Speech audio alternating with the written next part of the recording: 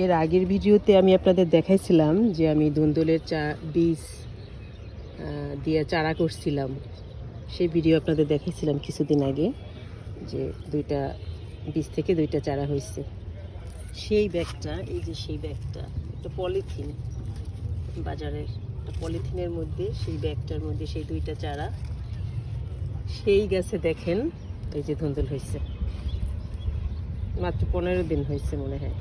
এই যে ধুন্দুল হয়েছে, একটা, দুইটা, এই একটা, তিনটা, এই একটা, চারটা,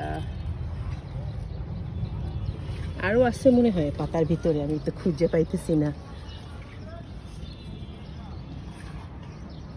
দেখেন 15 দিনের মধ্যে সেই গাছে ধুন্দুল হয়েছে।